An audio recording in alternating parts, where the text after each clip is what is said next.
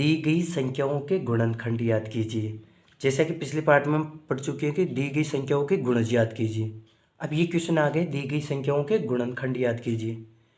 तो अब हमें 7 के गुणनखंड, 20 के गुणनखंड, 16 के गुणनखंड और 18 के गुणनखंड, तो इनके गुणनखंड याद करना है। तो सबसे पहले बिना टाइम गवाए चेक कर लेंगे। जैसे 7 में 1 का भाग जाता है, जाता है। 7 में 2 का भाग जाता है क्या? नहीं जाता। 7 में 3 का भाग जाता है, नहीं जाता। 7 में 4 का पूरा पूरा भाग जाता है, नहीं जाता। 7 में 5 का भाग नहीं जाता है। 7 में 6 का भाग नहीं जाता। 7 में 7 का भाग जाता है। तो इनके कौन कौन से गुणनखंड हो गए? 1 और 7 ही गुणनखंड। तो 1 और 7 यानी 7 संख्या में 1 का पूरा पूरा भाग जाता है और 7 का पूरा पूरा भाग जाता है। इनके अलावा कोई संख्या ऐसी नहीं है जिनका इसमें पूरा पूरा भाग जाता हो। तो इस प्रकार ये इनके गुणनखंड हो गए। या हमारे एक दूसरे तरीके से, जैसे 1 7 को गुणा के रूप में कैसे लिख सकते हैं? 1 इंटू 7 ही लिख सकते हैं। इनके अलावा हम किसी भी प्रकार से नहीं लिख सकते। तो इनके गुणनखंड क्या हो गए? 1 और 7 ही हो गए। और तो इनको हम पीछे लिख लेंगे ऐसे ही, 1 इंटू 7। तो इस प्रकार भी हम गुणनखंड निकाल सकते हैं गुणा के रूप में देख करके।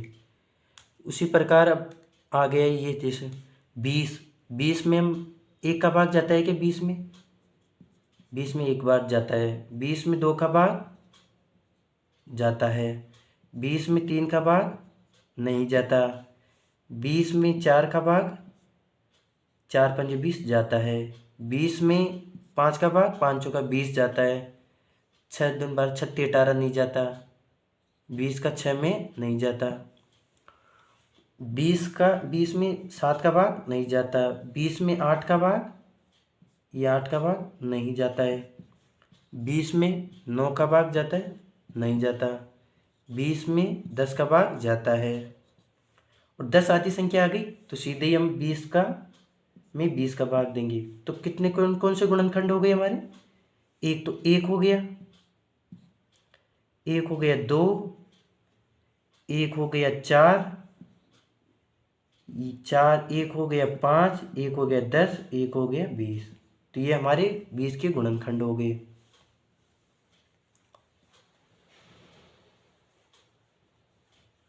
ये हो गए, तो इनको वापस लिख देते हैं मिटा। तो 1 हो गया, 2 भी पूरा पूरा जाता है, 4 का भी जाता है, 4 पंजे 20, 5 चौका 20 होते हैं, और 10 का जाता है और 20 का जाता है। ये गुणनखंड हम इसको एक प्रकार और से निकाल सकते हैं। जैसे 20 को कैसे लिख सकते हैं? 1 इंटू 20 लिख सकते हैं। 2 इंटू 20 भी लिख सकते हैं। 2 इंटू 10, 10। 4 इंटू 5 भी लिख सकते हैं। 4 5 20। इस प्रकार ये 20 हो गए, ये भी 20 हो गए, ये भी 20 हो गए। और कैसे लिख सकते हैं?